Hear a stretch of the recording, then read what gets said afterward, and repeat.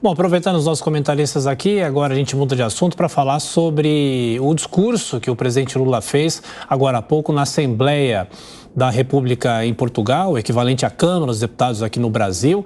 E, inclusive, como era esperado, ele foi alvo de alguns protestos e o presidente da Assembleia chegou a repreender os parlamentares que colocavam lá cartazes falando sobre corrupção.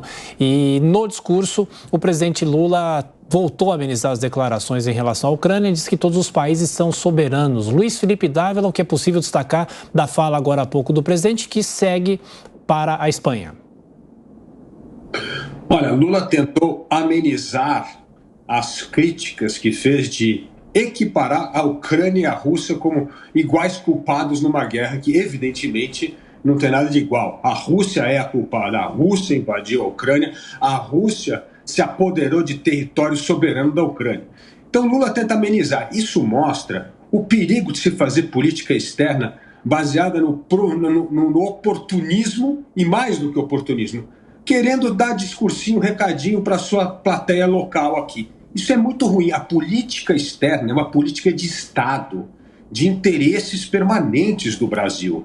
E Lula abandonou essa postura de política de Estado, de chefe de Estado, para continuar sempre a agir como um líder partidário. Isso é muito ruim. O Brasil está cada vez se enrolando mais com essa questão da Ucrânia, não consegue mais sair do corner, quando Portugal e a comunidade europeia é enfática na defesa da soberania da Ucrânia, na crítica à Rússia e mais, acirrando o conflito no sentido de que não haverá mais saída honrosa para a Rússia dessa guerra se não respeitar a integridade plena territorial da Ucrânia.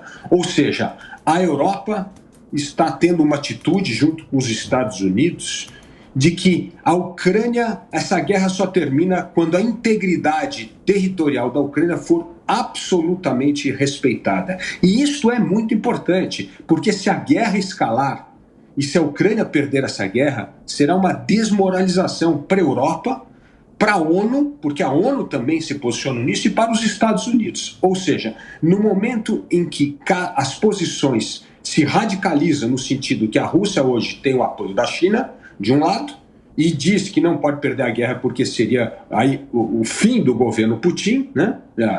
A legitimidade desse governo, e por outro lado, a Europa e os Estados Unidos unidos em torno da defesa da Ucrânia. E o Brasil ficou nesse meio termo que não consegue mais ter espaço.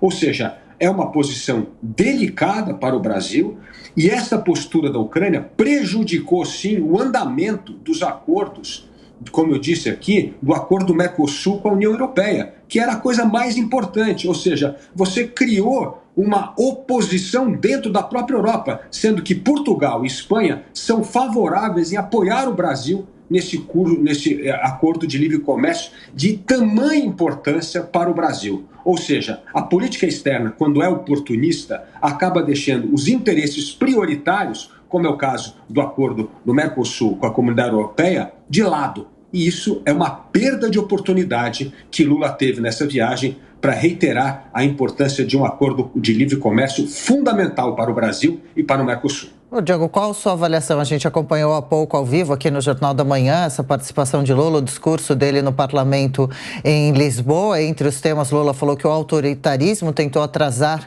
o Brasil, diz que metade das mortes por Covid poderia ter sido evitada no nosso país, diz que condena a violação da integridade da Ucrânia e que o Brasil está retomando a tradição diplomática. Lula, Diogo, que segue ainda hoje para a Espanha. Pois é, de fato o Lula tentou ali num discurso lido, né, bem diferente de um discurso improvisado, tentou corrigir o erro, as falhas das falas dele anteriores em relação à guerra na Ucrânia, né? Ele afirmou ali de forma bastante enfática que o Brasil repudia a violação da soberania da Ucrânia, sem fazer relativizações dessa invasão, como tinha ocorrido antes, no momento em que ele tentou equiparar as responsabilidades de Ucrânia e Rússia nessa guerra. O que me chamou a atenção também no discurso do Lula foi justamente a ênfase que ele deu às críticas ao governo Bolsonaro, ao governo anterior, e também à questão da ameaça à democracia que ocorreu no início deste ano, no dia 8 de janeiro, aqui no Brasil. Ele parecia, naquele momento, estar falando mais para o público brasileiro do que propriamente para o público português ou para os parlamentares portugueses, justamente pelo fato de que neste momento, nesta semana, se discute a possibilidade aí da leitura do requerimento para a abertura da CPI mista no Congresso para investigar os atos de 8 de janeiro, justamente pelo fato de que essa abertura dessa CPMI se dá no meio de um contexto de opositores que querem reescrever os fatos, apresentando aquele ato de 8 de janeiro não como uma tentativa de golpe, que é o que foi, mas sim como algo criado, uma espécie de conspiração da parte da esquerda, seja lá com que fins. Então, o Lula acabou falando nesse discurso muito para o público brasileiro.